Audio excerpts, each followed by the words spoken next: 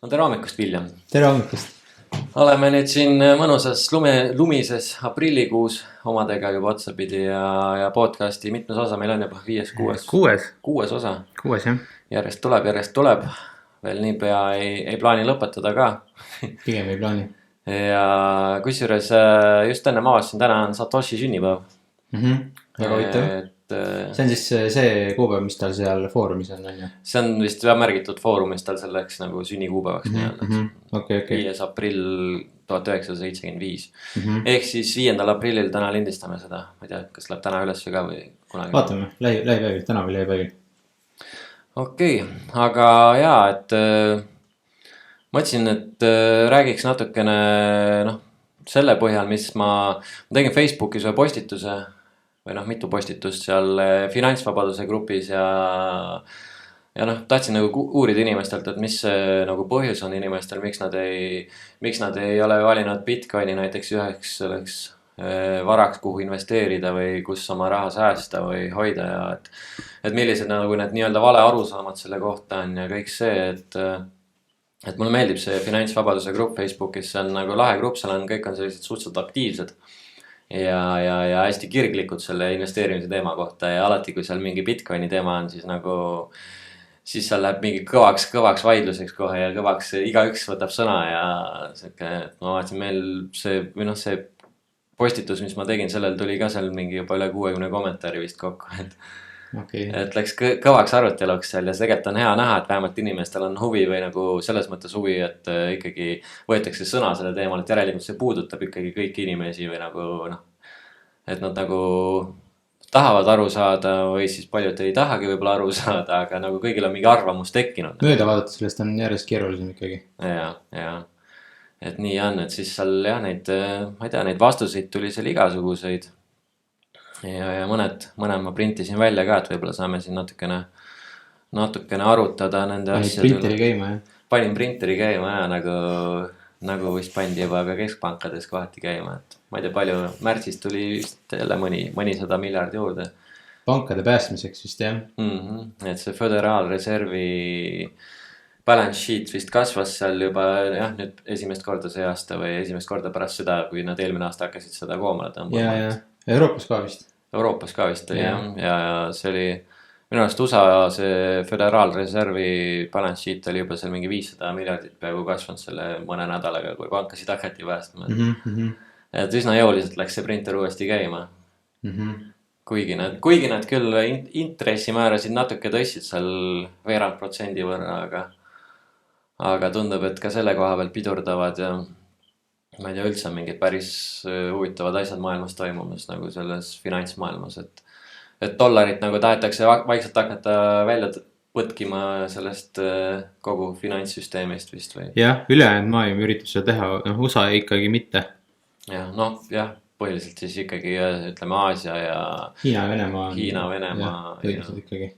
Pluss veel Lõuna-Ameerikast Brasiilia ja kes seal on, et vist hakkavad naftat ja gaasi ja muud sellist kauplema ka Hiina juanis ja ma ei tea, rublas käivad ka vist mingid treidid ja.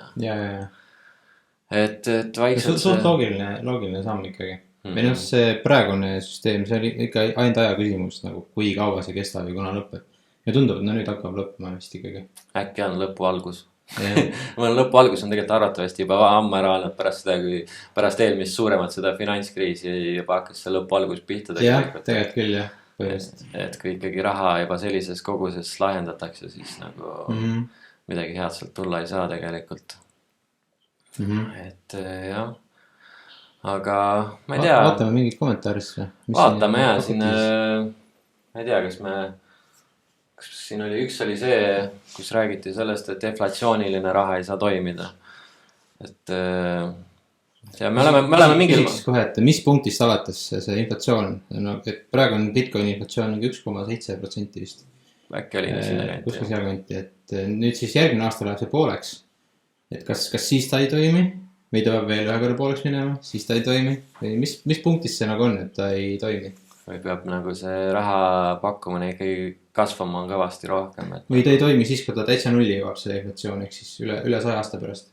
vot see on hea küsimus jah, keegi nagu ei suuda vist väga vastata sellele, et mis et punktist alates ta ei toimi.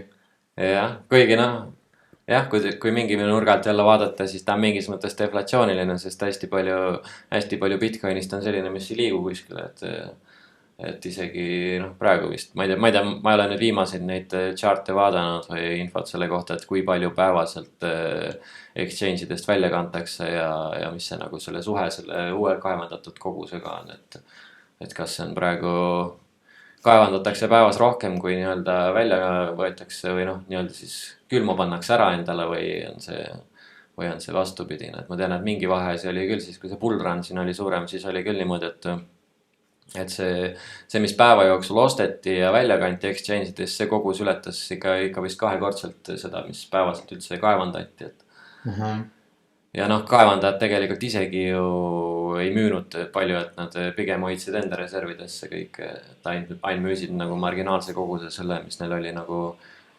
elektri eest vaja maksta ja rendi ja kõige muu selle eest, et noh, ühesõnaga tootmiskulud ainult maksid ära selle eest ja ülejäänud nagu jätsid reservi.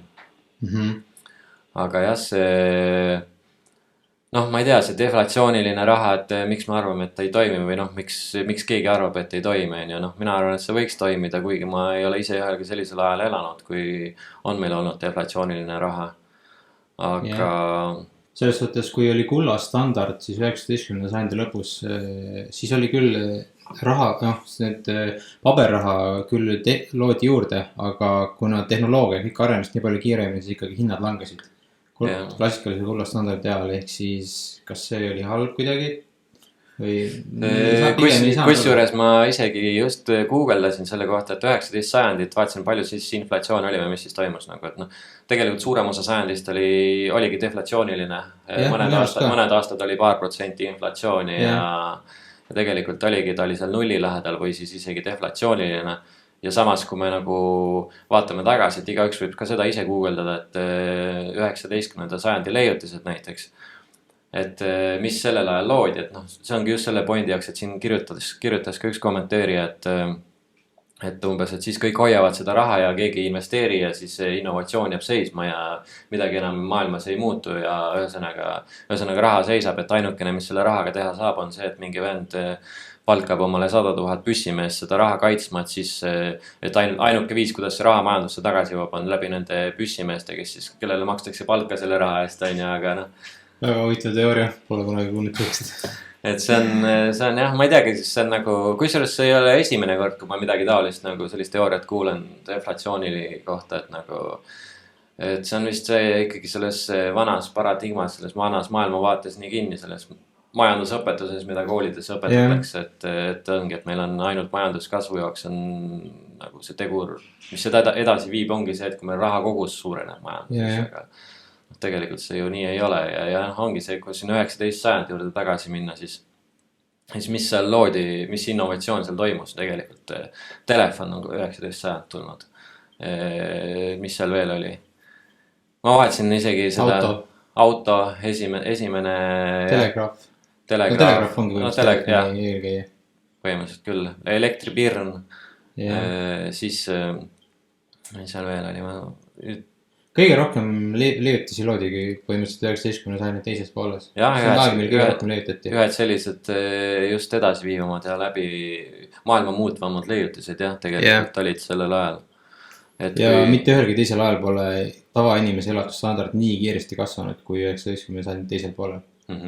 Et noh, deflatsiooniline raha, siis no siinkohal ei saa nagu olla nõus sellega, et see ei saa kuidagi toimida või see on halb kuidagi.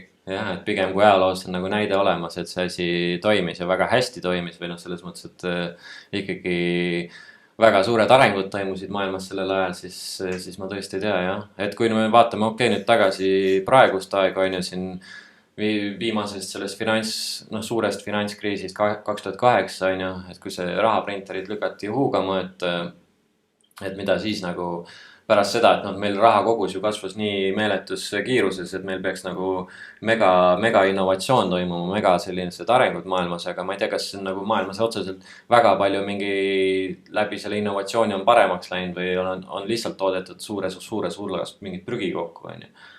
no mulle tundub, et pigem on nagu väga palju mingit prügi toodetud lihtsalt selle raha eest, et sest seda raha ei olegi paljudel kuskile panna, neil on vaja, suurel ettevõttel on vaja näidata investoritele, et nende ettevõte kasvab, seega nad toodavad mingisuguseid jubinaid, mis võib-olla peavad seal aasta aega vastu ja siis need visatakse ookeani põhimõtteliselt, on ju.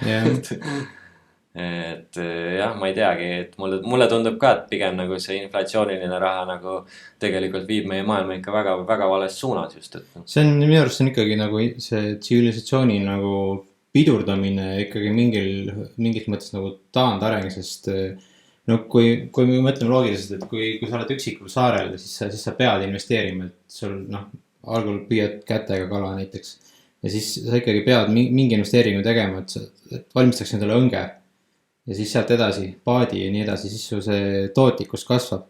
Aga kui see on nüüd ilma rahata ühiskonda, kui me tuleme raha. No seal on sinu valuutaks aeg. Jah, seal on põhimõtteliselt jah, aga jällegi, kui me aega ei saa juurde trükkida, siis põhimõtteliselt ongi see nagu, aeg ei ole ei inflatsiooniline ega deflatsiooniline, aeg lihtsalt kulgeb. Aga mis ma selle pointiga nüüd öelda, et siin juba jõudsin mõnest ära minna. Aga igatahes me vist ei saa ikkagi nõustuda, et deflatsiooniline raha ei toimi. Et tegelikult ikkagi inimestel see uudishimu jääb alles ju ja see huvi ja igal inimesel on ikkagi mingid huvid on ju, millega ta tahab tegeleda ja see, kui ta lihtsalt kogub endale raha kokku ja mitte kuskile seda ei kuluta, välja arvatud nüüd turvameestele, siis nagu ma ei tea, see ei tundu minu jaoks loogiline. Ma arvan, et sellel inimesel on ikkagi mõni muu ambitsioon ka peale selle, kui ainult see number temal seal kontol on ja et palju tal seda raha nüüd lõpuks koos on ja missuguse summaga ta lõpuks mullala läheb, et pigem mulle tundub, et lihtsalt ongi see, et isegi kui ta mingi periood elust kogub seda raha ja tal on hea meel seda koguda, sellepärast et see raha kogub väärtus, siis nagu üks hetk ta ikkagi tal on ju mingisugused eesmärgid, huvid, ambitsioonid, et siis ta ikkagi investeerib selle kuhugi või ma ei tea, ise hakkab mingit ettevõtet ehitama või mingit uut leiutist välja töötama, et põhimõtteliselt, et see deflatsiooniline raha ei toimi, see nagu justkui toetab sellele, et okei, kui raha pärast tõuseb, on ju, siis inimesed hakkavad raha koguma, mitte kulutama. Aga see justkui tähendaks seda, et keegi ei maksa üüri, keegi ei osta toitu, keegi ei osta autol kütust, keegi ei osta riideid, ehk siis põhimõtteliselt kogu majandus jääb seisma ja kõik surevad nälga lihtsalt. See nagu toetab justkui sellele, aga no see ei ole ju võimalik. Arvuti mälu 1980, võib-olla kunagi rääkisime sellest mingis episoodis, mingisugune 1980 USA-s mingisugune 10 megane hard drive maksis mingi $3000 ja nüüd sa saad sama palju mälumahtu mingi, ma ei tea, mõne sendi eest vist põhimõtteliselt. Ehk siis see on nagu hull deflatsioon toimunud ikkagi. See on räige, sellest räägib palju ka Jeff Booth.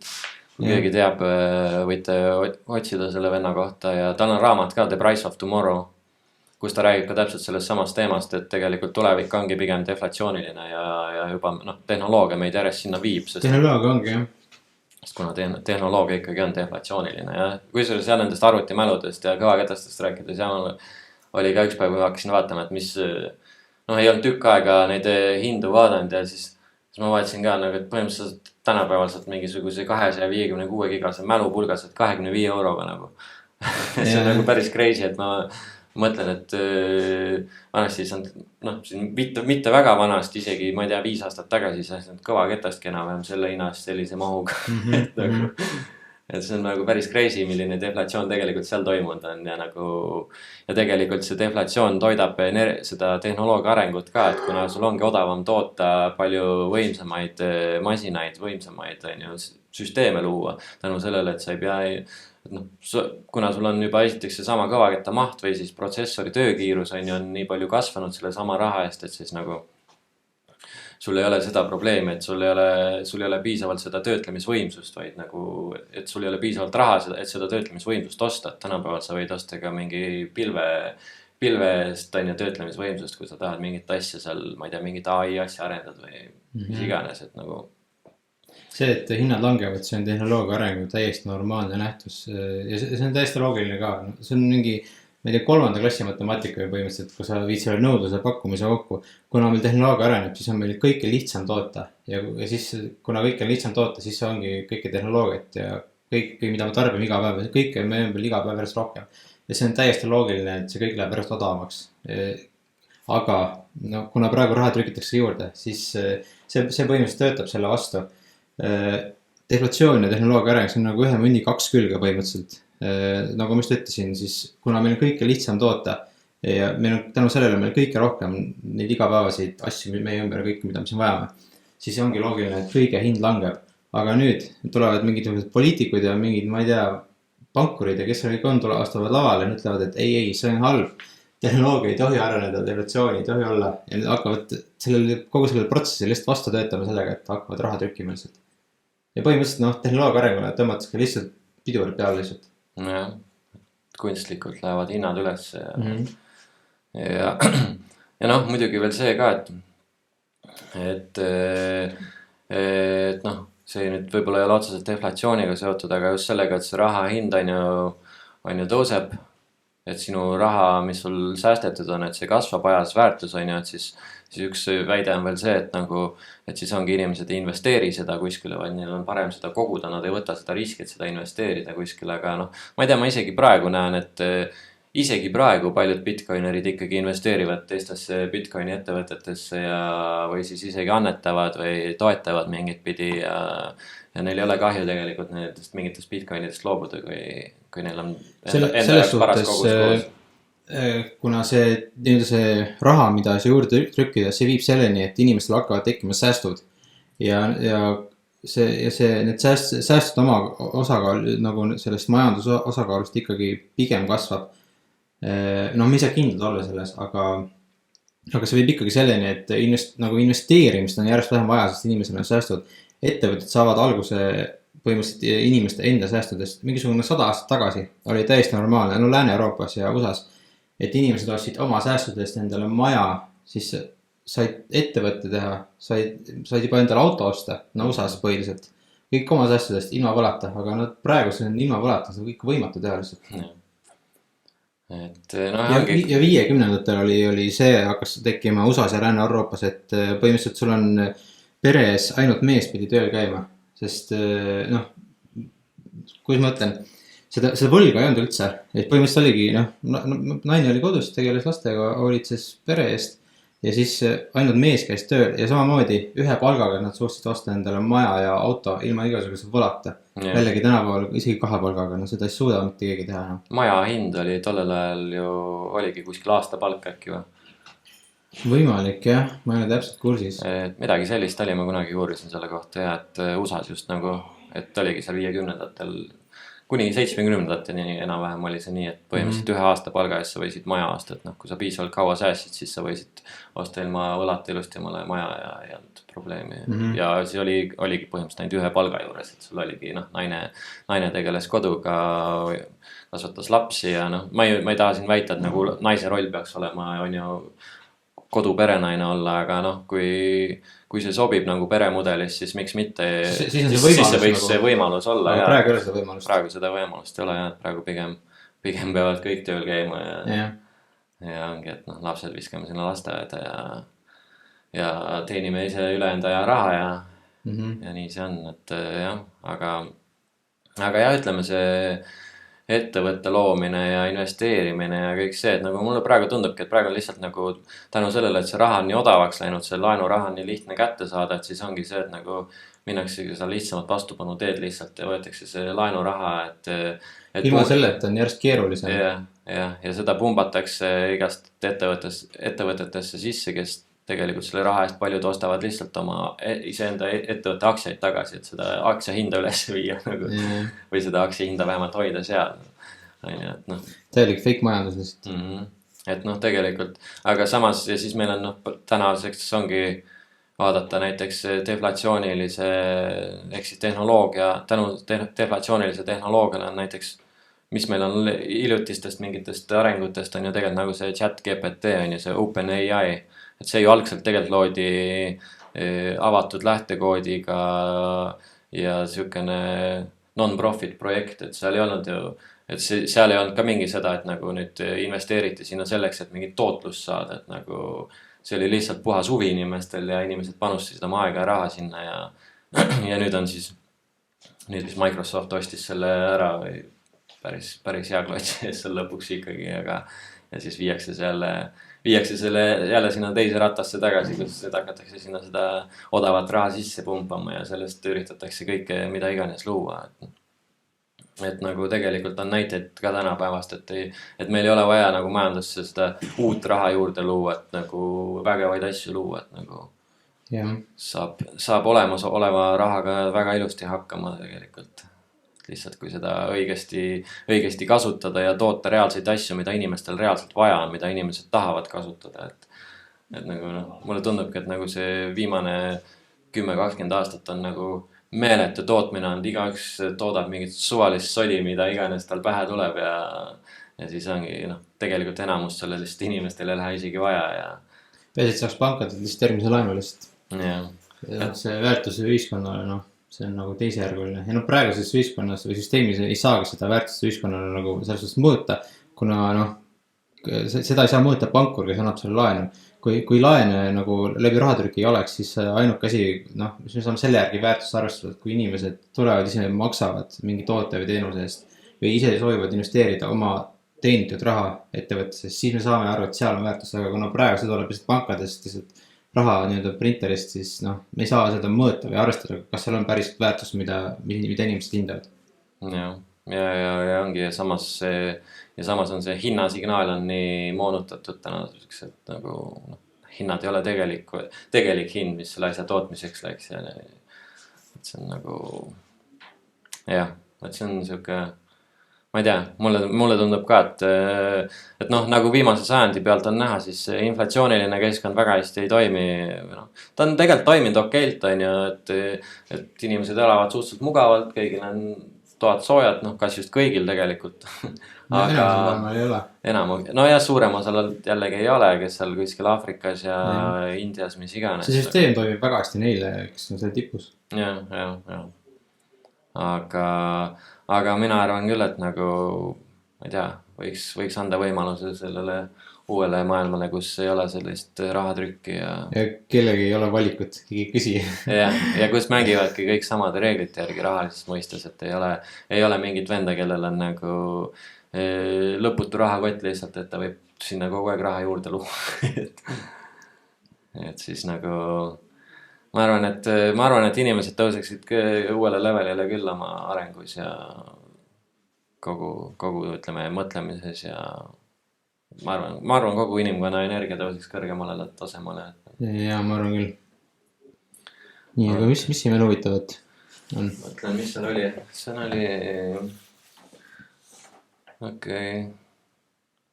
No siin oli üks teema veel tegelikult oli see, millest ma mõtlesin, võiks natuke rohkem veel peatuda, on see energiatarbimise teema samamoodi. Et siin oli mitu kommentaari oli selle kohta umbes, et üks oli, et see ei toimi sellepärast, et see võtab liiga palju energiat. Siis oli, et see umbes võtab 100 korda rohkem energiat, kui pangandussektor võtab energiat. Ja et ma ei tea, pank teeb 1 miljon ülekannet päevas Bitcoini võrgus toimub, siin kommenteerige üldse mingisugune, küsiski, et kas 40 000 või palju see on, et ma ei tea, on-chain praegu toimub mingi keskmiselt 300 000 päevas. Aga need ülekanded on ka sellised, et tegelikult keegi ei tea tegelikult palju Bitcoini võrgus päriselt neid tehinguid tehakse, sellepärast, et see üks ülekanne on-chain, seal võib olla ka see, et on nagu üks sisend nii-öelda, aga 100 väljundit, näiteks kui exchange'id kannavad raha, siis nad kannavad ühelt aadressilt 100 erinevale aadressile, et tegelikult selles ühes tehingus võib olla 100 tehingut sees. Ja lisaks veel juurde Lightning Networki data, mida meil üldse ei ole. Ja see on nagu eksponentsiaalselt kasvav trend praegu üleüldse väikeste maksete tegemises. Et igasugused ma ei tea, paarisendised maksed, mikromaksed, sellised asjad nagu pangandussüsteemis, need ei ole jätkusuutlikud, et siis ongi, siis need kolivad nagu Lightning Networki ja seal, ma arvan, et Lightning Networki päevane see ülekannete hulk on juba, ma arvan, sama umbes nagu on on-chain, võib-olla isegi rohkem. Sest et nagu väga palju on ikkagi loodud igasugu mobiiliäppe, kus sa saad reward'e, saad Bitcoinis, pluss seal Nostris toimub, igapäevaselt vaatad, seal on ikka meeletult saadetakse neid satoshisid üksteisele lihtsalt kes midagi ägedat postitab jälle saab seal. Siis on no näiteks sellised ühisrahastusprojektid on, kusjuures sellest mõtlesin, mainin seda ka.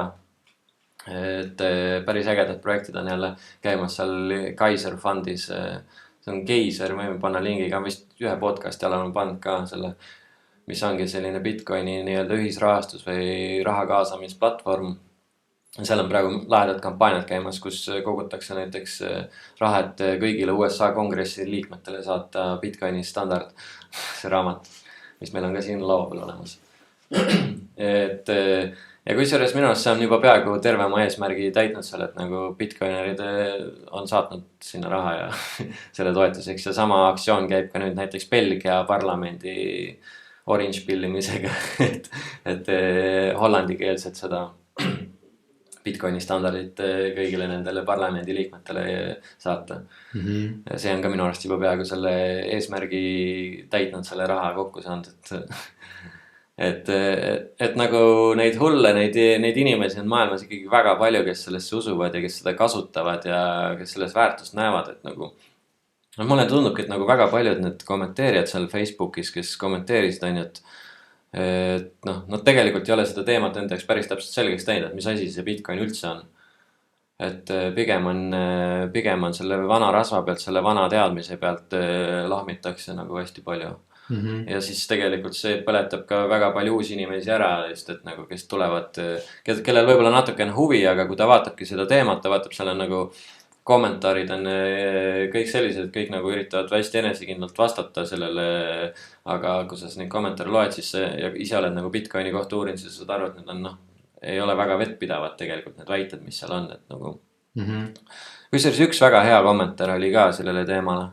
No ma ei ütle, et teised olid ka head tegelikult, teised sest arutelu on vaja ja inimeste vale arusaamad on vaja ümber lükata või nende teemade üle on vaja arutada, aga üks väga hea kommentaar oli kusjuures see, et kus kirjutati, et sest ma ei saa aru sellest, sellepärast ma ei pane raha sinna.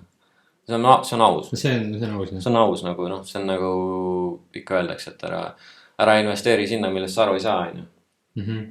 Aga nagu need väga paljud, kes väga palju kommenteerivad sellel teemal nagu just kui üritavad jätta muljet, et nad saavad aru, aga kui sa saad sellest aru, sellest tehnoloogiast päriselt, siis ma ei ole näinud inimest, kes ei võtaks väikestki positsiooni selles, et sinna investeerida. Et mingi väike protsentki oma, kui sa tegeled igapäevaselt investeerimisega ja kui sa sellest Bitcoinist natukene ikkagi aru juba hakkad saama, siis sa mingi kogus ostad omale. Ma ei tea. Mulle tundub, et see nii on. Arusaamisest ütleme, et kui mitte Bitcoin investeerida sinna klassikalistesse instrumentidesse nii-öelda, siis tegelikult on ikka mega raske nagu informatsioonist eespool küsida, sest meil on, ütleme isegi mingisugused varahaldurid ja mingid siuksed tüübid, kes tegelevad mingisugune 8 tundi iga päev just sellega, nad jälgivad turge, nad üritavad leida kõige nagu tootlikumat viisi, kuidas enda või kellegi raha investeerida. Isegi nemad paljuski ei suuda sellest nagu rahavaru suurenemisest eespool olla. Inimesed, kes tegelevad iga päev sellega mingisugune 8 tundi, nagu mis võimalust üldse siin tavainimesel on nagu investeerida kuhu kinnisvara aktsiatesse, kuidas nagu pikaajaliselt üldse olla sellest rahavaru protsendi suurenemist eespool. Jällegi samamoodi võib jällegi neile inimestele ka öelda, et kas te ikka teate, mida te teete, kes investeerivad kuskil kinnisvarast aktsiasse ja mida iganes. Ja väga selline, ma olen tähele pannud, väga populaarne vastus on alati, kui keegi näiteks uus inimene kuskil kommuunis küsib nii-öelda, et kuhu ta võiks alustada investeerimisega, et tahaks lihtsalt nagu koguda või säästa raha, et siis soovitatakse seda näiteks SP500 indeksit. Kuigi kui sa nüüd vaatad ka ajast tagasi, et näiteks viimase 5 aastaga on SP500 Bitcoinile, see on mingi 70% alla jäänud. See aasta on Bitcoin esimeses kvartalis üks kõige paremini performinud asset olnud tegelikult. Ja kui sa võtadki näiteks 5 aastase ajahorisondi ja sa vaatad tagasi, siis on raske leida isegi aktsiat, mis on nagu paremat tootlust andnud kui Bitcoin. Et isegi kui sa võtad aktsiat, kes maksavad dividendi ja sa arvestad selle dividendi tulu sinna sisse, siis see jääb ikkagi alla sellele, mis on nagu Bitcoini, sest kuna ta on ikkagi nii uus asi ja see on tegelikult nii kasvav valdkond alles, siis siis noh, nagu puhtalt sellepärast, noh, nagu üks kommentaar oli ka siin, et umbes Bitcoin ei tooda midagi, et ta ei anna mingi, noh, vist üritati nagu öelda sellega, et ta ei anna sulle dividendi, ta ei anna sulle midagi, et sa lihtsalt hoiad seda, aga nagu samas, kui sa hoiad seda ja sul see hind nagu kasvab nii kiiresti, kuna see on nii uus tehnoloogia ja see kasutuselevõtt järjest suureneb, siis nagu, siis see varjutab igasuguse selle dividendi tulu ja kõik selle ära tegelikult, et nagu. Ma olen lihtsalt tegelikult viimasel hakanud mõtlema, et Bitcoin ei olegi investeering, ta on ikkagi säästmine. Sest investeerimine tähendab ikkagi seda, et sa annad oma raha kellelegi, kes teeb seda midagi. See võib nagu minna halvasti, sa võid kaotada, aga sa loodad, et sa teenid. Aga Bitcoiniga ongi just see, et see on sul endal käes. No jah, see nagu, sa ei tee sellega midagi, see ei teeni ka, jah, see ei anna sulle mingi dividende, aga see ongi asja point ka, seal ei ole riski tegelikult. Või noh, see on nagu suhteline, noh. No volatiilsusrisk on ainult, on ju. Jah, aga volatiilsusega on see, no sa ütlesid ka vist mingis eelmises episoodis, et Bitcoin ei ole volatiilne, et inimesed on volatiilsed. Et noh, selles suhtes, noh, mina nimetaks seda üldsegi investeeringuks. Jah, pigem on see tõesti säästmistehnoloogia.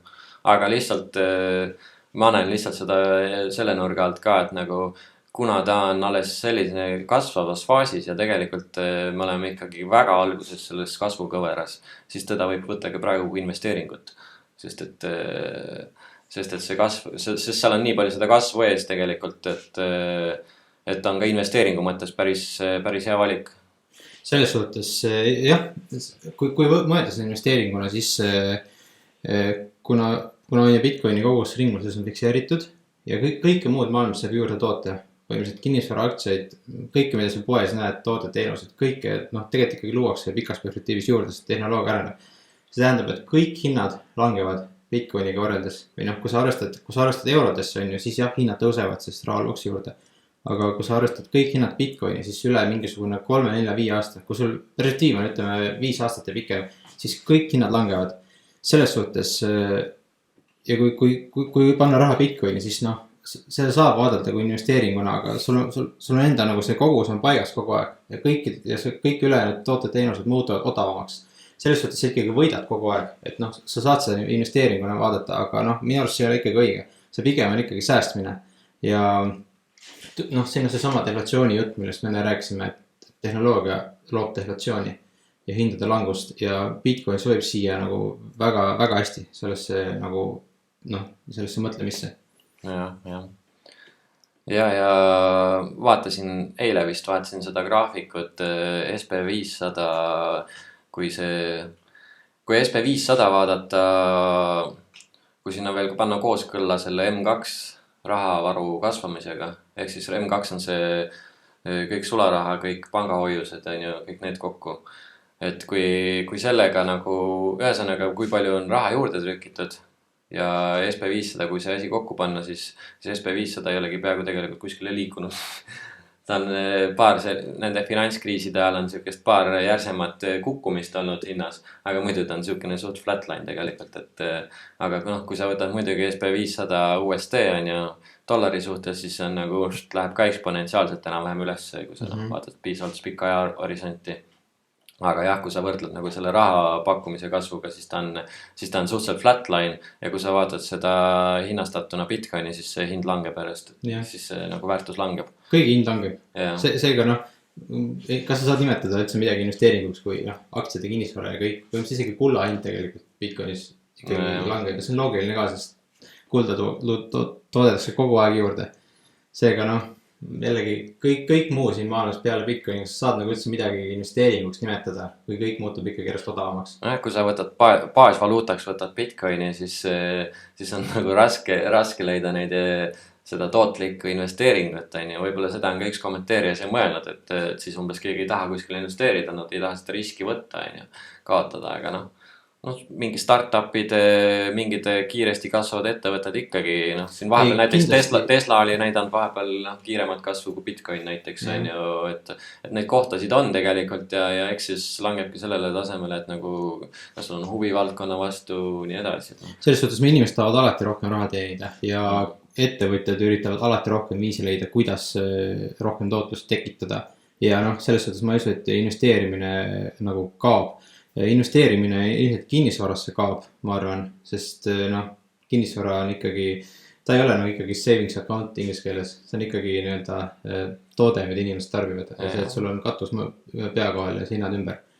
Aga noh, ettevõttesse investeerimine, ma arvan, et see ikkagi jääb, sest noh, me kõike vajame rohkem, noh, kus ma ütlen, inimestel on see mingi tung, et soovid järjest rohkem ja liikuda järjest edasi ja seega ma ei usu, et tehnoloogia areng jääb üldse kuhugi muud seisma. Ja kui sa oledki näiteks ettevõtja, sul on vaja raha kaasata investoritelt ja kui sa ikkagi ei suuda seda raha bitcoineritelt kätte saada, siis järelikult sinu tootes selles teenuses ei ole piisavalt väärtust.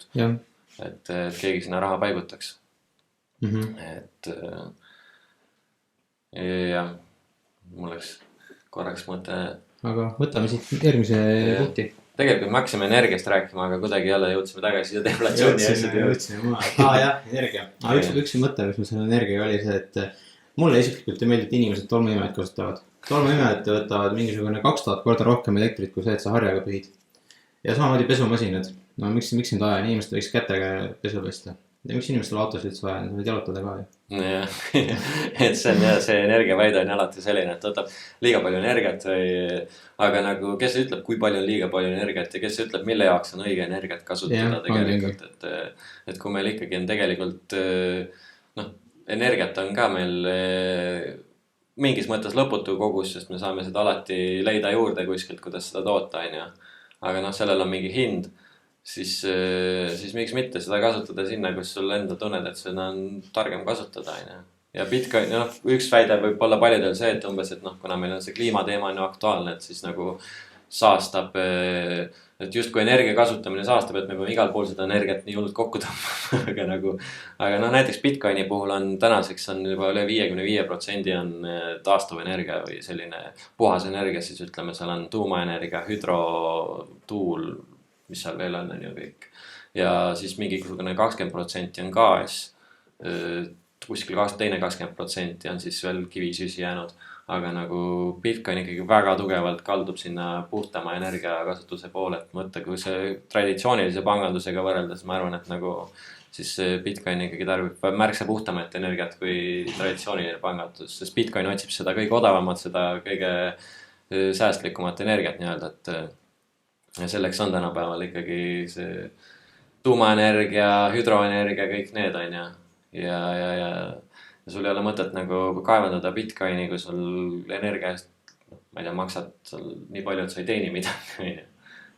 Ja siin on oluline ka see, et meil tuleb vaadata, noh, kui arvame, et okei, energia tarbimine on halb, Bitcoin tarbib liiga palju energiat, siis tuleb meil vaadata selle praeguse pangandussüsteemi üht kõrvalprodukti, mis on lõputu sõda põhimõtteliselt. Ja kui sa vaatad terve eelmise sajandi hukkunute arvu, see on mingi 160 miljonit inimestest oli mõrvatud, oli valitsuse poolt mõrvatud kas siis oma riigi kodanike või teiste riikide kodanike.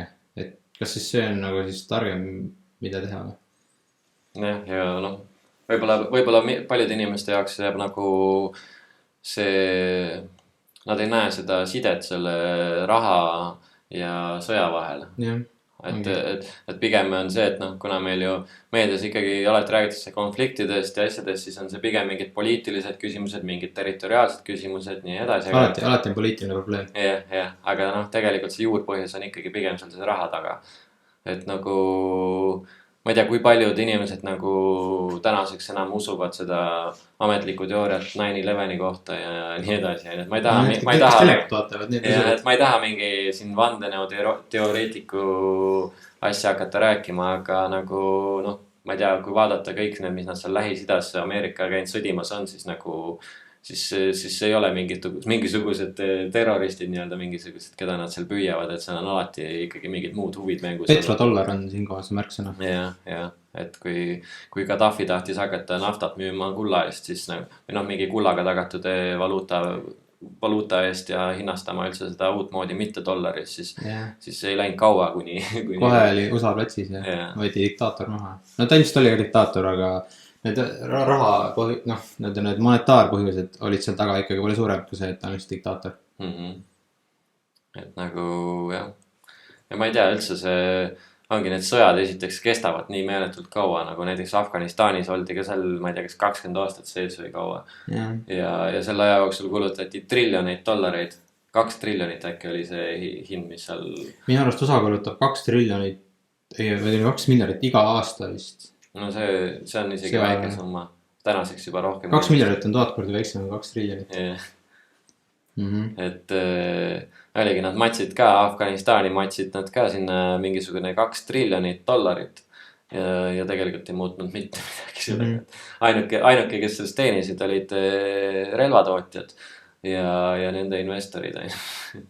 See praegune süsteem on nii ebaõiglane nagu tavainimese suhtes, et põhimõtteliselt ongi vaja lõputut sõda ja konflikti, et seda süsteemi lihtsalt kõigile peale suruda. Ja, et ongi, et kui maailmas nagu nõudlus mingite muude toodete järgi kaob, siis on vaja tekitada rohkem sõda, et siis ikkagi oleks koht, kuhu seda värskelt loodud raha matta oleks. Et jah, siin ongi see, et näiteks ma ei tea, võime minna nende võlakirjade juurde siit edasi, et ongi see laen ühesõnaga maailmas on üle 200 triljoni on laenu, võlga. Ja siis ongi paljud investorid ostavad ka nagu võlakirjasid, sellepärast, et vahepeal oli see hästi populaarne, oli see soovitus, et 60-40 vist oli see portfoolio, et 60 oli aktsiates ja 40 võlakirjades, et siis need tasakaalustavad üksteist, et siis kui aktsiad kukuvad, siis võlakirjad tavaliselt tõusevad ja vastupidi, et siis sul on kogu aeg see mingisugune stabiilne asi seal portfoolios olemas, aga ma ei tea, nüüd viimase aasta kohta see 60-40 portfoolio on nagu selles mõttes katki läinud, et võlakirjad kukkusid samamoodi, et kui sa nüüd läksidki seda teed, et ma panen sinna võlakirjadesse, ehk siis maksan kinni seda sama sõda, mis igal pool toimub. Ehk sa tegelikult panustad oma raha ka sellesse kaudselt ja siis sa tegelikult lõpuks ikkagi jääd veel kahjumisse ka. et esiteks võlakirjad lubasid sulle mingit väikest intressi, mis jääb ka alla sellele inflatsioonile ja tänu sellele, et nüüd hakati uusi võlakirju välja andma kõrgema intressiga, siis need vanad võlakirjad, mis sina omale kokku ostid, siis nende hinnad langesid. Sa kaotad sellega, see intress ei maksa sulle midagi tagasi, et see nagu siuke et kui siin üks kommenteerija kirjutas, et Bitcoin on selline zero sum game, ehk siis nagu nullsummaga mäng, et kus nagu, et ongi, et midagi ei toodeta ja nii edasi, et siis nagu võlakirjad on tänaseks juba negatiivse summaga mäng, kus sa nagu maksad peale, et sa neid hoiad põhimõtteliselt. Ma ei tea, kui jätkusuutlik see on, aga selles suhtes Bitcoini, selle mõte ei olegi see, et ta sulle dividendi maksaks see nagu raha ongi see, et sul on nagu see käibevahe, millega sa maksad, mis on sul enda käes ja sa maksad selle, kui sa soovid osta midagi. See ei peagi tootnud mitte midagi, see ei olegi asja point üldse. Ja, et see on ikkagi see, kuhu sa salvestad oma energiat nii-öelda. Oma aega, mida sa kulutanud oled, et siis sa saad nagu säästada hilisemaks midagi, et kui sa ikkagi 8 tundi päevas oled tööl ja siis nagu teenid sellega rohkem, kui sa kuus ära kulutad, siis võiks kuskil säästa niimoodi, et sa saaksid hiljem seda ka selle 8 tunni vääriliselt ikkagi kasutada. Palju praegu tavainimene umbes makse maksab protsenti, kas see on mingi üle 20 kindlasti, see on mingi 30 vist? No oleneb, kuidas seda võtta selles suhtes, et kui sa vaatad ettevõtte seda palgafondi näiteks, et palju ettevõtte kulutab ühe töölise peale, siis maksukoormus ulatub kohati seal isegi 60%-ni. Okei, ja siis kui inflatsioon on praegu mingisugune 20% aasta kohta umbes või? Eestis küll, jah. Ehk siis ettevõttele siis võimaliselt 80% võetakse käest ära. Põhimõtteliselt küll, jah.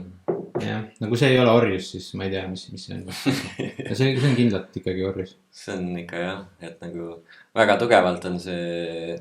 Palju neid töötunde nagu näiteks terve Eesti või maailma peale, palju kokku nagu riik ära võtab nagu seda aega inimestelt.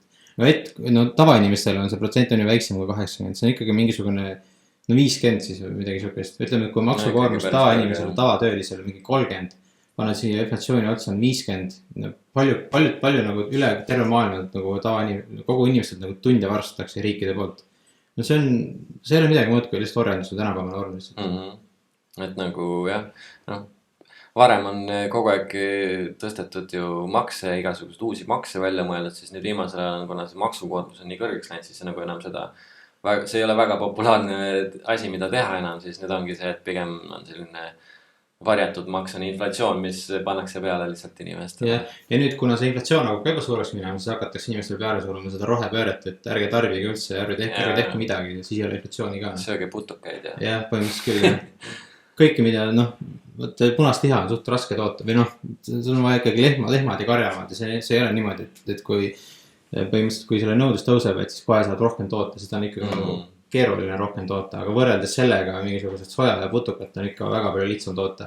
Nii et nagu, kui inflatsioon läheb kõrgeks, siis hakatakse inimestele seda odavat rämpsulist peale suruma lihtsalt ja inflatsioon ei ole.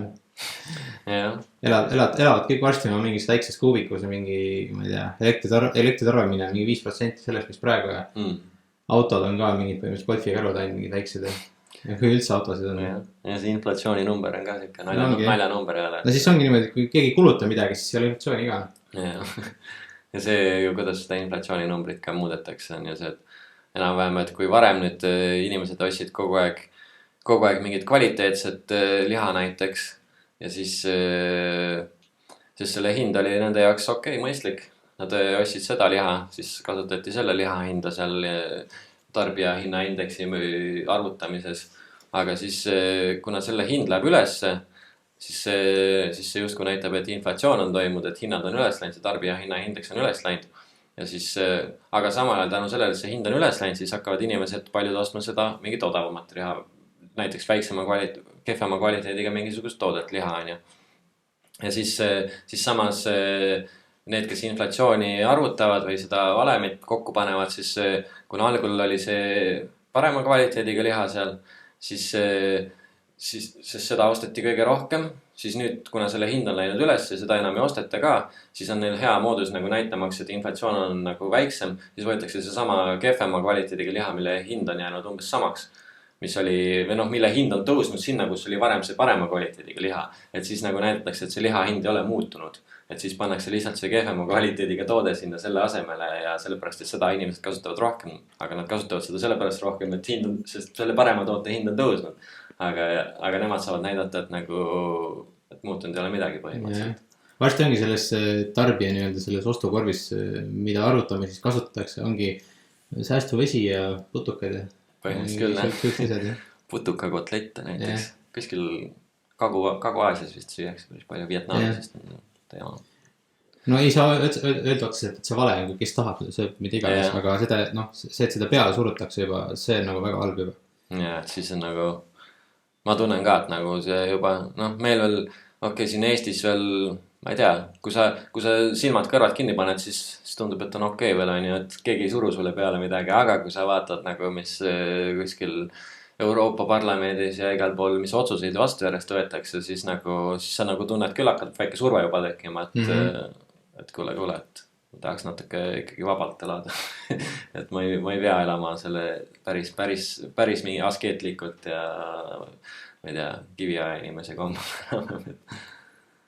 Aga jah, seda nagu üritatakse suruda meile. Aga jah, energiaga on ja siis ühesõnaga nii, et energiat võime kasutada milleks iganes. Jah, keegi ei saa öelda. Et lihtsalt ongi ainuke võib-olla küsimus on see, et kui puhas energia on, mida sa tarvitad, aga jah, siis ongi täpselt see, et nagu, ma ei tea, ärge kasutage riidekuivataid. Jah, lülitage oma arvutid välja ja pesumasinad. Ja kõige iroonilisem on ikkagi siin puhul see, et kõik need tipp-poliitikud, kes seda kõike peale suruvad, nemad ikka elavad oma 10 magamistoaga villades ja sõidavad mingi mitmest autost koosneva kolonniga ja siis reisivad eralennukis. Huvitav ongi see, et kusjuures nagu, kui meile räägitakse siin juba, ma ei tea, mingid kohad, mingid rannapiirkonnad peaks juba ammu vee all olema siin. Siis samal ajal tegelikult miljardärid ostavad sinna kinnisvara. Et nagu, ei tea, kas see info ikka on päris see, mis nagu meediast meile räägitakse. Jah. Et nagu jah, juba 80-ndatel räägiti, et mingisugune USA mingisugune rannikupiirkond, et see on aastaks 2000 on see vee all, aga tänaseks ei ole seal midagi muud. Minu arust alates 70-ndast on iga aasta või ma just kunagi vaatasin netis mingisugune artikkel just selle kohta erinevad need kliimasoojenemise ja katastroofide nii-öelda ennustused, mis aastal on ja mis on öeldud ja siis kogu aeg on ikka see foon, et enam-vähem 5 aasta pärast on kõik läbi ja 10 aasta pärast on katastroof ja see on olnud nii juba mingi 60 aastat. no ja nagu Bitcoin pidi ka aastaks 2020 kõik maailma energia ära tarbima 2017 vist oli see justus jah. Et jah, et ma arvan, see energia teema on jah selline, et see ei ole asi, mille pärast nagu muretseda, pigem on see hea, et ta tarbib nii palju energiat, et siis me teame, et see võrk on turvaline, et su raha on väga kindlas kohas. Et keegi ei saa sul seal paari miljoniga, ma ei tea, võrku ära tappa.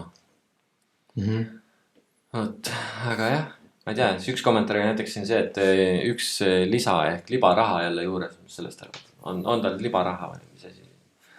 No ta on ikkagi kõige vähem libaraha.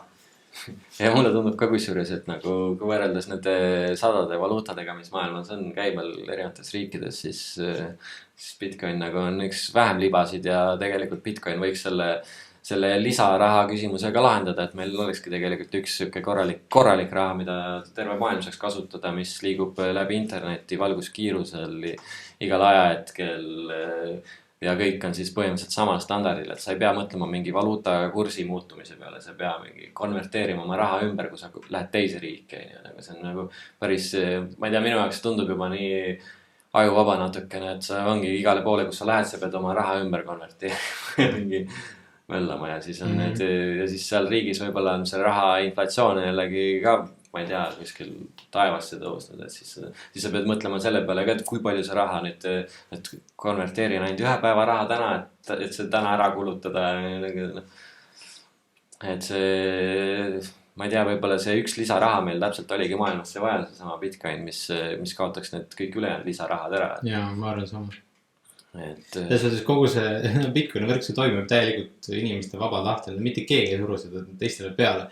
Ja siis me näeme ikkagi praegu, et selle kasutajate arv ikkagi suureneb. Ja siis kui keegi ütleb nendele Bitcoineritele, et kuule, see on libaraha, mida te teete, ärge tehke. No ma ei tea, ela oma elust. Miks need 100 miljonit inimest nii valest asjast aru kes kasutavad seda raha? Ja samas see kasutajate arv kasvab nagu iga päevaga, nagu siis, kui see pangad siin hakkasid kokku kukkuma, Silicon Valley Bank on ja siis selle nädalavahetusega tekkis 500 000 uut Bitcoini aadressit juurde.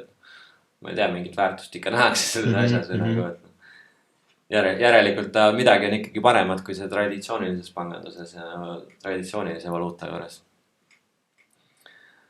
Ja aga jaa, mis siin veel oli? Tehingutasud on juba mõistlikult suured. See mulle natuke arusaamatuks, ma ei tea. Et mõtleme neid on-chain. Ülekandetasud siis arvatavasti mõtleb, jah. Ja, selles suhtes inimestel on arusaam, et see, kuidas ma ütlen, et see Bitcoini, nagu see võrk on, et ta on umbes nagu iPhone, et see on kiire ja lihtne ja kõik asjad ja siuke nagu tehnoloogia arengu nagu siuke põhjõtt, mis on arusaadav ka. Sest meie ümber on kõik, mis kogu aeg areneb ja muutub nagu lihtsamaks ja kiiremaks, aga Bitcoin on natukene nagu selles suhtes, et ta on arenenud natuke vastassuunas, et ta ongi aeglane ja kohmakas. Aga minu meelest seda nagu mingisuguse tavapärase kohvimakse nagu ütleme, et inimene, kes ostab takost kohvi, mis iganes, nagu see ei olegi selle jaoks mõeldud, see nagu see plokiahel ja see Bitcoini enda nagu ta nagu ei olegi selle jaoks elu osas mõeldud. Kõige parem on Bitcoini võrrelda füüsilise kullamaksega. Põhimõtteliselt, tema kohta öeldakse, et on digitaalne kuld ja ta võtab kulla omaduse ja ta viib need digitaalsesse ja tänapäevasesse maailma. Et selles suhtes, et kui ma maksan sulasid panga ülekandega, see on nii palju vähem nagu turvalisem kui see Bitcoini nagu see on-chain makse. See Bitcoin ongi meelega tehtud nii aeglaseks, et tema see turvalisus oleks nagu lihtsalt nii jõhker, et teda ei saaks mitte kuidagi moodi rünnata ja nagu kuidagi teda nagu mõjutada ja sellepärast see ongi nii aeglane. Põhimõtteliselt me rääkisime sellest vist ka mingis saates, et jah, seda kogu selle blockchaini võrku on võimalik teha niimoodi, et ta laseb läbi, ma ei tea, miljon korda rohkem see makseid, kui praegu Bitcoin teeb. Jah, aga sa kaotad sellega miljon korda ka turvalisuses. Ja sa kaotad selle detsentraliseeritused. Jah, põhimõtteliselt siis selle asja point lihtsalt kaob ära. Nagu. Ja, et see ei olegi mõeldud ja täpselt nagu sa ütlesid, et iga kohvi eest maksmist ei ole vaja plokiahelasse salvestada ja igaveseks ajalukku jätta, et sina ostsid kohvi sellel päeval. Et selle jaoks ongi see, et plokiahelad siis ühesõnaga arenevadki layerites, kihtides. Ehk siis ongi see, et see tavamakseteks, sellisteks kohvimakseteks tulevadki edasi peale Lightning Network ja võib-olla mingid asjad, mida veel tänaseks leiutakse. Seda saab võrrelda nagu selle praeguse pangandusega, nende maksetega, aga mitte nagu see Bitcoini plokiahela enda maksed, need on nagu kaks erinevat asja. Bitcoini plokiahela maksed on pigem nagu mingisugune Swift või isegi mitte Swift, pigem mingisugune. Ma ütleks ikkagi füüsiline kuld. No jah, ütleme kuld või siis ka see, mis need pankade omavahelised maksed toimuvad nii-öelda. Et aga isegi, aga kui sa nagu selle nurgalt vaatad, sa ütlesid, et nagu, et kõik inimesed mõtlevad umbes, et ulme innovatsioon, ulme kiirus ja asjad peaks tulema tehnoloogiaga, siis tegelikult, kus sa selle vana panganduse süsteemiga, selle alussüsteemiga võrdled, isegi seal on seda Bitcoin ikkagi innovatsiooni nii palju ja kiirust toonud, sest et nagu Bitcoini maksed toimuvad 24/7 ja üle maailma tegelikult ikkagi võrdlemisi väikse summa eest, et kui sa vahet ei ole, kas sa kannad 1 000 000 eurot, 100 000 000 eurot või 100 eurot, see tehingutasu jääb ikkagi kuskile sinna, ma ei tea, 1 euro juurde praegusel hetkel. Jah, kullaga neid makseid teha kuhugi teise maailma otsa suuri summasid, no ikka väga palju kulukam. Ja pluss veel on üks asi kuld, teiseks on see siis ühesõnaga pankade omavahelised maksed, need tegelikult toimuvad mingi kindlal ajal ainult, neid ei tehta kogu aeg, et see lõpparveldus toimub mingit, ei toimu näiteks sul nädalavahetusel, ma ei tea, ongi isegi krediitkaardiga mingid maksed, kui sa täna maksed, siis võib-olla see reaalne lõpp, see arveldus toimub alles mingi paari nädala pärast, et nagu kui see raha reaalselt liigub ühelt kontolt teisele, et siis selles mõttes on ta isegi see aluslayer, see plokiahel on kiirem kui see vana pangandussüsteem, et lihtsalt vana pangandussüsteemi peal on samamoodi teised layerid ehitatud, nagu on Visa ja Mastercardi võrgud on ja neid võib, Visa ja Mastercard on natuke nagu mida võib võrrelda Lightning Networkiga, aga Lightning Network on juba kiirem ja kiirem selles mõttes kui Visa ja see Mastercard ja Lightning Networkiga on ka sul ikkagi tegelikult kohene lõpparveldus, et keegi ei saa seda makset enam ümber pöörata. Lightning Networki see ülekande või makseaeg on mingi paar sekundit vist on. Maksimaalselt jah, ikka väga hetkeliselt käib. Ehk siis saadad teise maailma otsa paari sekundiga raha. Üksi pangandussüsteemi. Ja põhimõtteliselt 0 tehingutasu enam-vähem, oleneb. Aga ütleme väiksed maksed, ma ei tea, sa võid saata siit 5 euri kuskile Lõuna-Ameerikasse, Aafrikasse, Austraaliasse, kuhu iganes ja sa maksad tehingutasuks seal võib-olla mingi 0,0001 sent. Et see on nagu. See on ikka väga suur edasiarendus võrreldes kogu praeguse süsteemiga. Jep, et siis ongi see, et jah. Et minu arust see on hea. Jaa, ma olen nõus. Oot, aga okei, ma ei tea, mis siin veel oli. Üks inimene räägib siin, et ta ei tea näiteks ühtegi edulugu nende seast, kes alguses alustasid ja ise kaevandasid, et ma arvan, et see on see edulugu ja on sinna taha, et inimese emotsioonid on tal üle pea käinud ja ta on müünud ära seal, kus ta ei peaks müüma. Jah, põhimõtteliselt küll. Ei no alguses, see on täiesti arusaadav ka, kui ütleme, kui sa võrk mingi paar aastat vana ja sa investeerisid siis, kui ma ei tea, Bitcoin oli 10 senti ja nüüd sul on 100 korda selle väärtus tõusnud, siis no ilmselgelt sa tahad selle ära müüa, sest sa ei tea, kas see võrk jääb nagu üldse püsima. Aga nüüd on selles mõttes, see riski reward on nagu praegu ikkagi nagu palju parem. Sest nagu ma ütlesin alguses, sa ei tea ja see on uus asi, mis see on ja mis see teeb. Aga nüüd on nagu nii palju aega mööda läinud, sellest on nagu nii palju infot internetis, et nüüd on nagu palju lihtsam on selles võrgus kindel olla. Isegi siis, kui sa ei teeni enam sellest eurodesse arvestatuna nii palju enam kui alguses. Ikkagi see risk reward on nagu palju parem ikkagi praegu.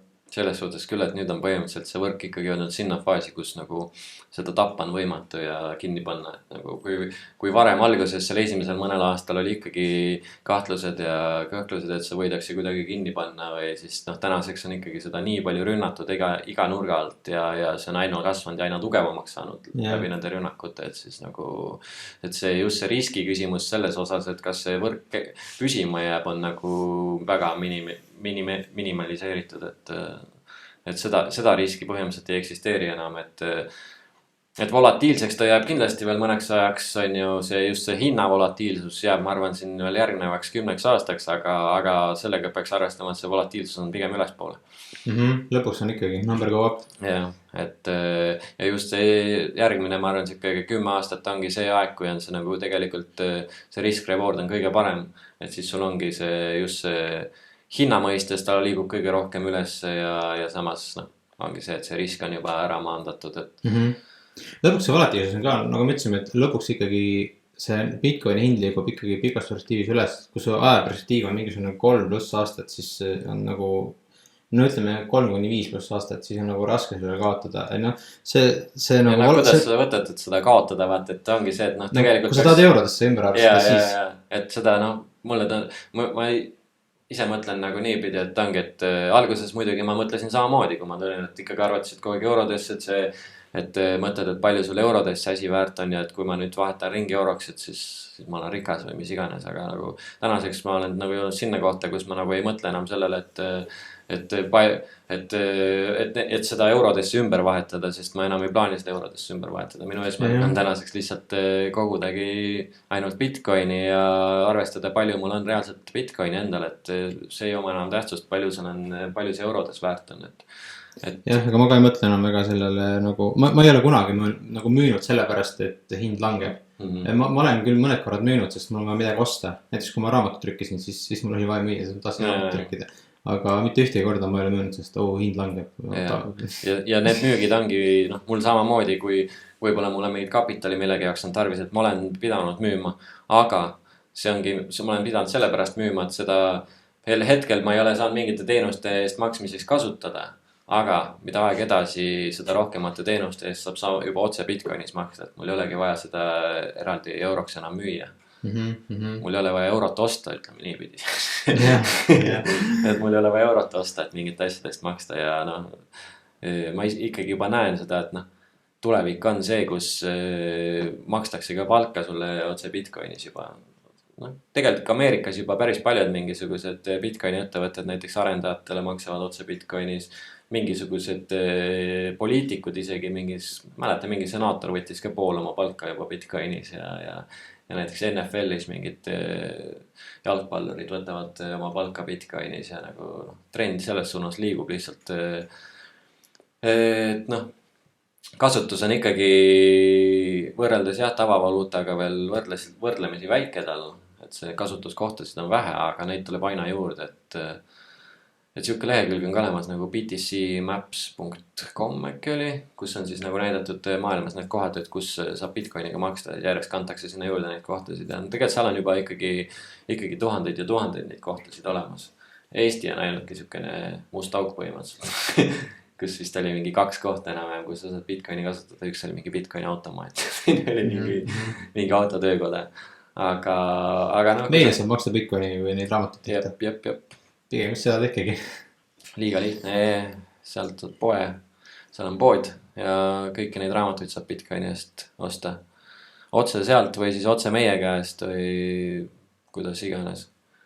Saab ka raamatukogust, kui tahad Fiatis maksta. Raamatupoest tahad makse maksta. Et kui tahad raamatupoodi ka ikkagi elus hoida ja siis võib sealt ka. Aga meie käest saab sootsamalt.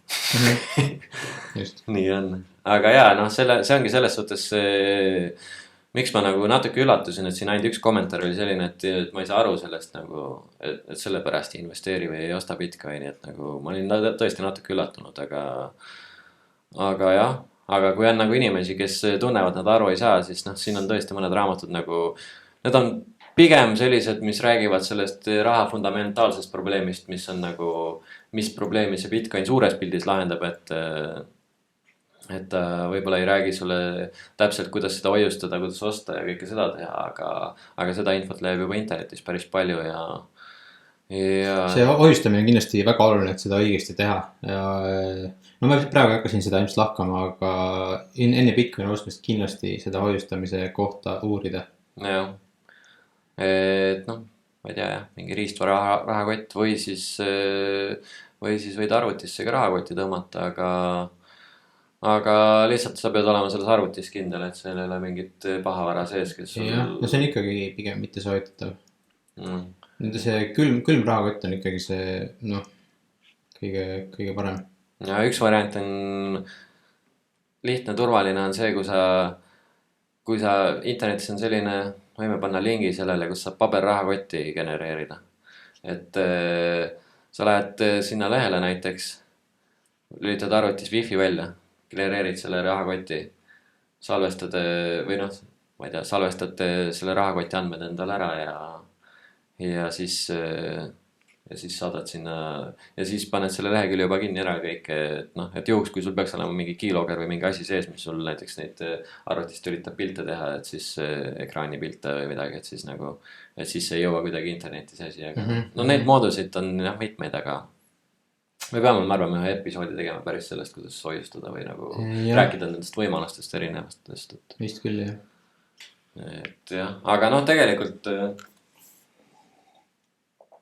alusta alati väikse summaga, mida sa ei karda kaotada. Ja see alustamiseks sa võid seal isegi exchange'is, noh, ma ei meeldi seda öelda, aga sa võid isegi seal mingit esimest väikest summat seal exchange'is ka natukene hoida. Mina ei ütle seda. Aga sina võid öelda. Aga lihtsalt sellepärast, et sa saaksid sealt, et sa saaksid nulli pealt ära, et sa saaksid mingi summa, siis sa võid lihtsalt, ma ei tea, Kraken on praegu vist suht okei exchange, kust osta. Lihtsalt võta mingi väikse summa eest, võta kas või 10 euro eest. Siis sul on lihtsalt see, et sul on nagu oma nahk mängus, sul tekib suurem huvi sealt. Siis sul on nagu motivatsiooni uurida juba hoiustamise kohta edasi.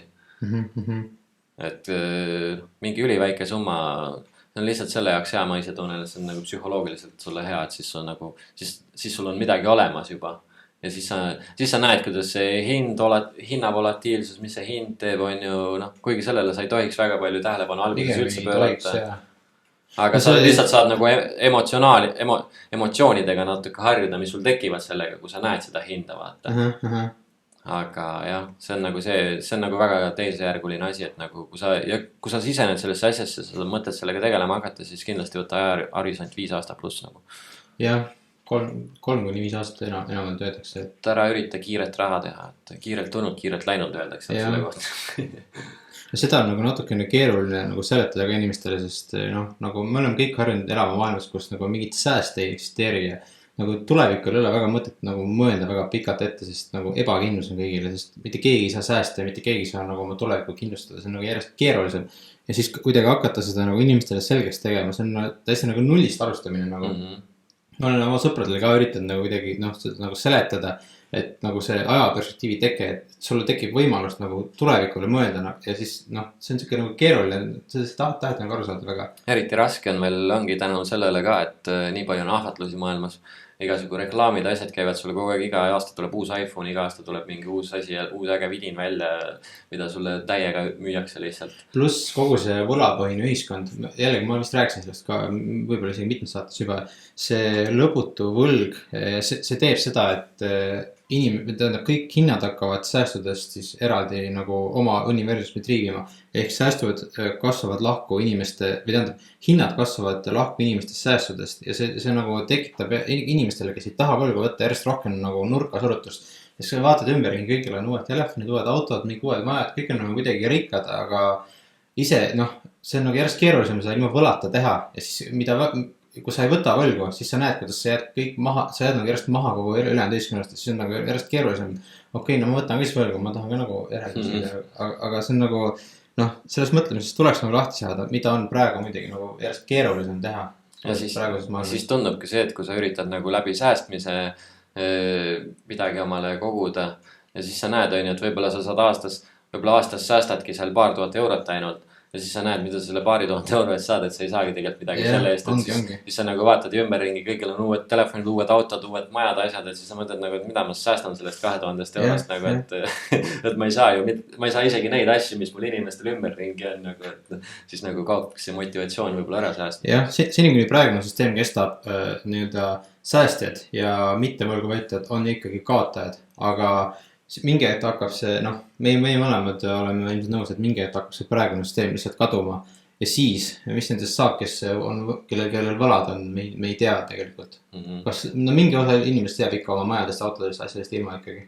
Tavainimesele saab see raske olema, ma arvan Jah. et eks seal mingid krahhid ja asjad sellega kaasnevad, tänu millele inimesed kaotavad töö ja tänu sellele siis kaotavad sissetuleku ja kaotavad oma Siis vara. ongi pankrot ja jäävad oma asjadest ilma. Riikide tasandil ma arvan ei muretseta selles mõttes, et Ameerika riigi võlg on seal juba 30 triljonit või mida iganes, aga nad teavad seda, et nad saavadki alati raha trükkida nii palju kui tahavad ja hiljem on neil seda võlga lihtsalt tagasi maksta, kuigi arvatavasti nad ei plaani seda kunagi tagasi maksta, aga mitte võlgu võtta on praegu lihtsam, aga pikas perspektiivis on see nagu turvalisem ikkagi. jah. Tähendab, mitte võlgu võtta on keerulisem just. Ja mitte võlgu võtta on keerulisem. Jah, aga sul on pikas perspektiivis turvalisem. Kui sa võtad praegu võlgu, siis jah, sa elad paremini, kui need, kes võlgu ei võta. Aga kui see praegune süsteem nagu hakkab nagu siit areenilt vaikselt minema, siis mis nendest saab võlgnikest, me ei tea tegelikult. No ilmselt, ma usun, et kõik pangad nüüd, või kõik varad pankadel lähevad, see ei ole tundu nagu reaalne. Aga ilmselt ikkagi mingi osa inimesest jääb oma asjadest ilma ikkagi. Et turvalisem on ikkagi mitte võlgu võtta. Nii nagu, kus ma ütlen, see on nagu järjest keerulisem. Jah, ma käis just hea mõte vahepeal läbi. Aga see võlgu võtmisega, okei. Praegu süsteemis on jah. Ma tahtsin seda öelda, et ära võta võlgu, et osta Bitcoini. Ära seda ka jumala eest tee. Tõesti? Et ära võta võlgu, et osta Bitcoini. Yeah. Et kuigi ennustused on väga head Bitcoini kohta, et siin ennustatakse, et üks vend näiteks hiljuti ennustas Twitteris, et 3 kuu pärast on Bitcoin $1 miljon väärt, aga ma nägin ka seda, ja ma ei kahtle selles, et Bitcoin üks coin maksab $1 miljon, see on nagu täiesti reaalne, see on kindlasti tuleb see aeg, aga me ei tea, kuna see tuleb ja nüüd selle peale lootma jääda, et võtad võlgu, et ma ei tea, see ei ole see, et sa võid lihtsalt oma võlaga maksmisega hätta jääda ja tavaliselt jääd sa selle võla maksmisega siis hätta, kui on ka samal ajal see Bitcoini hind all näiteks. Kui maailmas ongi, ma ei tea, varade hinnad langevad, siis jäävad inimesed oma laenumaksega hätta, aga siis sa peadki, see tähendab seda, et kui sa jääd siis oma laenumaksega hätta, kui Bitcoini hind on all, siis sa pead Bitcoini odavamalt ära müüma ja siis sa oled nagu igatepidi mitte kusagile jõudnud oma asja. Et pigem säästa ja säästudest iga kuu, iga nädal, iga päev, kuidas pigem püüaks mööda näha nendest inimestest, kes elavad oma uhketes majades ja autodes.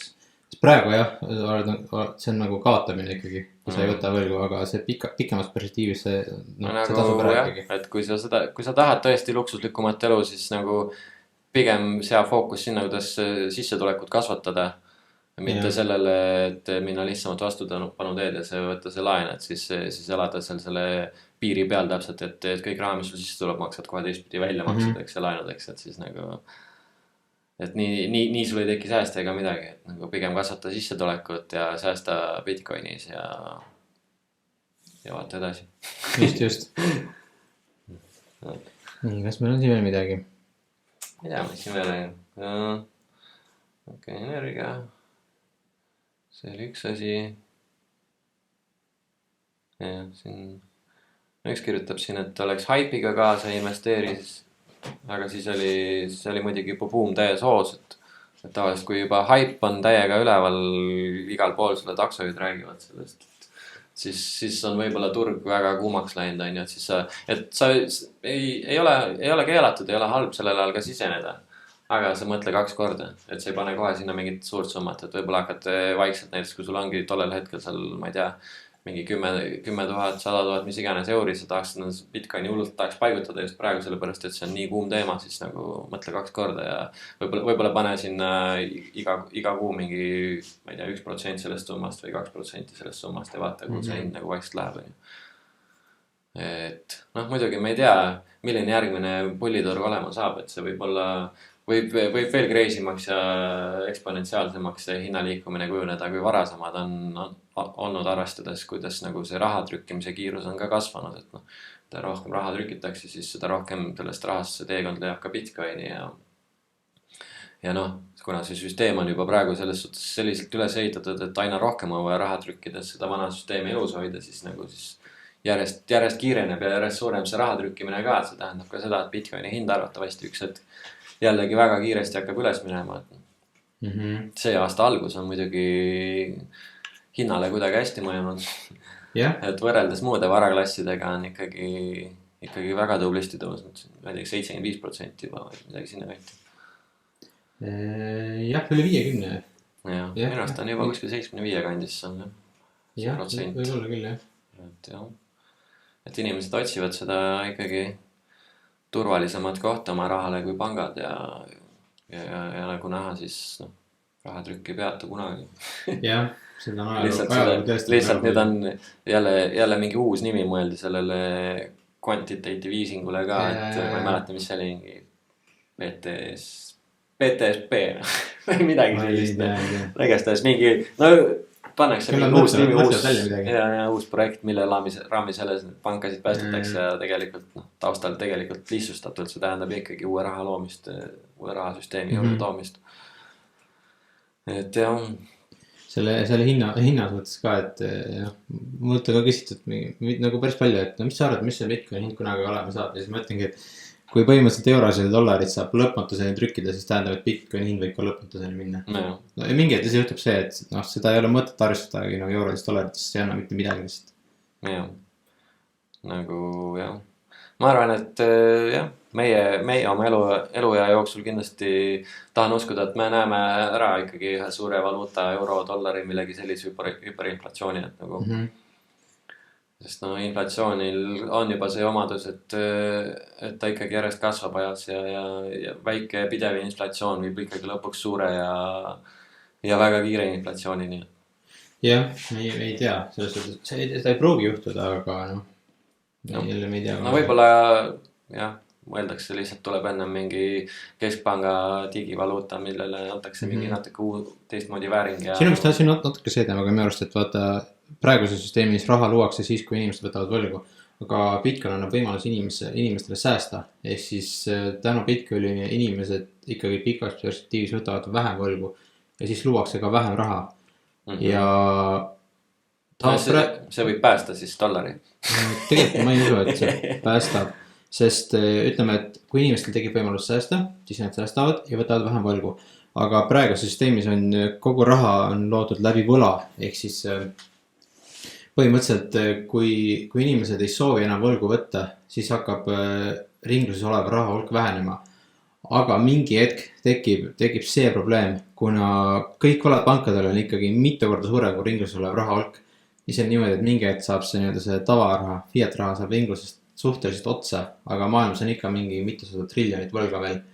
Nii et me ei tea, mis siis juhtub. No jah, seda raha ei ole nii palju, et kõik vaad tagasi maksta. No võib-olla, siin ikka võivad siis pangad nagu laalastuda ja mängu, et okei, me trükime nüüd ikkagi väga palju raha, et kõik nüüd võlad ära kuidagi tasuda ja siis ikkagi me saame hüperinflatsiooni, nii et jah. Ei kujuta ette, mis see endgame täpselt on nagu, et neid võlgasid lihtsalt keerutatakse siia-sinna, kogu aeg ostetakse odavama intressiga raha eest, ostetakse vanad kallima intressiga, võlad makstakse kinni ja mingi selline keerutamine käib selle ümber ja tegelikult suurem osa ju sellest rahaloomest tuleb ikkagi kuskilt riigi tasandilt, et nagu mitte nüüd mitte sellest võlast, mida sina oma maja ostmiseks ostad, vaid nagu väga suur osa tuleb ikkagi riikide võlakirjasid annavad nad seal, palju USA riigivõlg on juba tänaseks. Üle 30 üle 30 kindlasti ja kui sa vaatad, siis see kasvab järjest kiirenevas tempos nagu. Et ma ei tea, jah. Eksponentsiaalne kasv. Jah, päris nii on. Et jah, võlaorjus, võlaring. Ma ei tea, kuidas sellest, jah. Eks me näeme, aga mõtlengi, see on nagu Bitcoin on kindlustus selle eest, et kui see kui maailma, ütleme see finantssüsteem võla all katki läheb, siis nagu Bitcoin ongi täpselt selle jaoks loodud, et kindlustada ennast sellise sündmuse eest nagu. Ilma Bitcoinita oleks nagu keeruline selle eest kuhugi nagu põgeneda või kuidagi eemale sellest, aga jah, nagu sa ütlesid, Bitcoin ongi täpselt selleks loodud, nii et see on nagu geniaalne lahendus sellele lõputule võlamassile. Jep, kui sa tahad riske maandada, siis get on Bitcoin. Get on zero position nagu öeldakse. Et tule nullist ära lihtsalt. Tule nullist ära ja see on nagu tähtis samm alguses, et nagu muud moodi ei saa. Ja kui sa juba nullist ära tuled, siis sul kindlasti tekib huvi. Kui sul tekib huvi, siis eestikeelset kirjandust saab meie käest.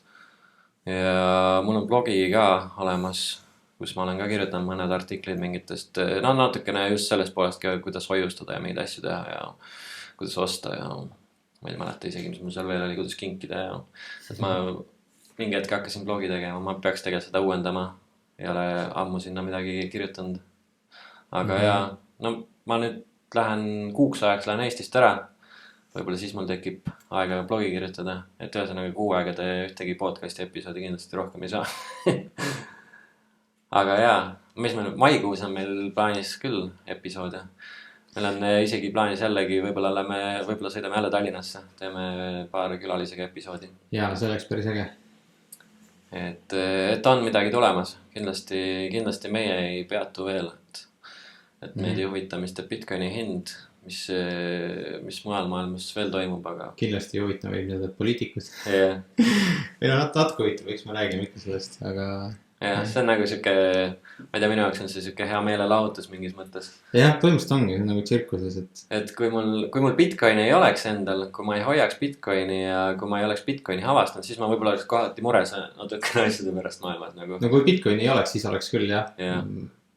Ma ei tea, kuidas siis nagu maailma päästa. Ma ei tea, siis oleks vist endal ka üsna raske nagu koupida kogu seda asja või nagu toime tulla sellega, et nagu võib-olla tekikski kohati selline lootusetu olukord nagu ma ei tea, aga jah, Bitcoin on, ma ei tea, minu jaoks on Bitcoin lootus ja Bitcoin on vabadus teisest küljest. Jah, põhimõtteliselt küll. Et see on tõesti nagu see. Ja noh, mulle meeldib selle kohta uurida, mulle meeldib seda podcasti teha, see on nagu lahe. Oli kõva, et me Viljamiga panime pead kokku ja hakkasime seda podcasti tegema. Kuule, teeme midagi. Teeme pulli. Jah. Okei, aga kuule vist rääkisime ära enamus asju. Vist sai suht palju mingeid asju, eks neid kommentaare oli kindlasti rohkem ka, aga siuksed põhipunktid nagu sisukamad kommentaarid natuke sai lahatud ja et paneme selle sinna samma kommentaariumisse ka selle lingi podcastile, et ma sellepärast ei hakanudki selle ühelegi kommentaarile väga palju vastama ega midagi sellist, et mõtlesingi, et teemegi siukse episoodi juba lahkame seal neid teemasid ja ma arvan, paneme ühe lingi veel selle Risto Rossariga tegime podcasti, selle lingi paneme ka sinna kommentaaridesse veel. Et seda võite ka kindlasti vaadata. Risto rääkis ka väga paljudest nendest samadest teemadest tegelikult ja tal on väga huvitav ka pilt maailmale ja kindlasti, ma ei tea, pange subscribe, like, kommenteerige, mis meeldib, mis ei meeldi. Millest tahaks kuulda. Kui keegi on piisavalt huviline, siis võib kirjutada, et eks saab rääkima tulla ise ka. Jaa, julgelt võtke ühendust, kui on tõesti midagi hingel, millest tahaks rääkida podcastis, siis võtke ühendust, leiame aja, leiame koha ja räägime. Et jah, mis meil aga ütleme siis tšau ja hakkab vaikselt nagu lõpu muljet tekkima, aga et äge kuulake ikka meie podcasti, lugege raamatuid, ma ei tea, leidke tee Bitcoini Twitterisse, Nostrisse, meid leiab suht lihtsalt internetist ülesse vist, et kui tahate kirjutada, ühendust võtta. Facebookis on olemas ja Twitteris. YouTube'is ikka Bitcoin Eesti, Twitteris, seal Facebookis Bitcoin Eesti ja liiga lihtne ja ma ei tea. Tšau. Äge, davai, tšau. Nägemist.